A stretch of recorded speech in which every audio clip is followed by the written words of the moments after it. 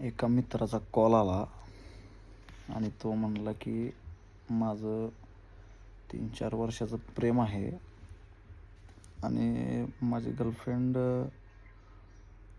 मी भेटलो, म्हणजे असं सहज चालता चालता भेटले आणि तिचा मोबाईल चेक केला मी आणि त्या मोबाईलमध्ये एका व्यक्तीचा मेसेज आला होता.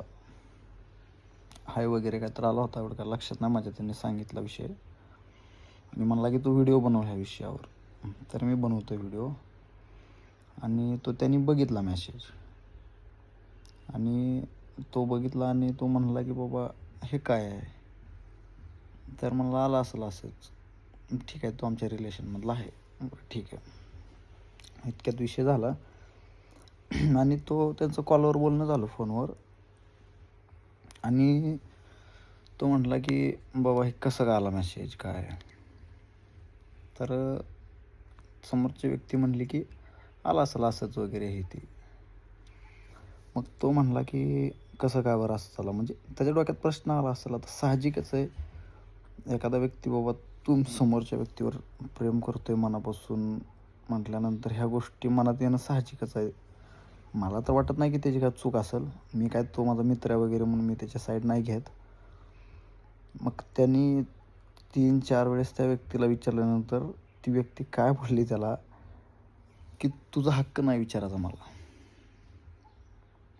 किती खचला असेल तो मुलगा, किती खचला असेल. हा व्हिडिओ बनवायचा नव्हता, परंतु तो अक्षरशः माझ्यापाशी रडला.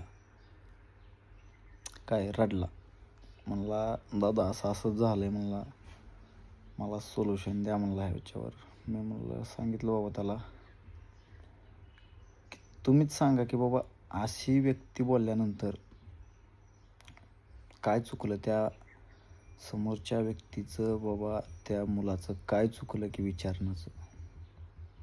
डायरेक्ट 2 तुकडंच केलं मधनं. म्हणजे ती मुलगी म्हणली की तुझा काय अधिकार मला विचारायचा, तुझा हक्क काय विचारायचा.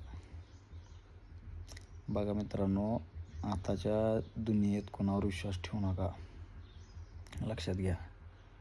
आणि जो विचारणारा मुलगा होता तो पूर्णपणे जीवापाड त्याच व्यक्तीवर प्रेम करत होता. म्हणजे ह्यात एवढीशी गोष्ट होती, एवढीशी छोटीशी. आज त्यांची गोष्ट मनातून तर तो खचलायच, लक्षात घ्या. कमेंटमध्ये सांगा त्या मुलाचं योग्य आहे का त्या मुलीचं.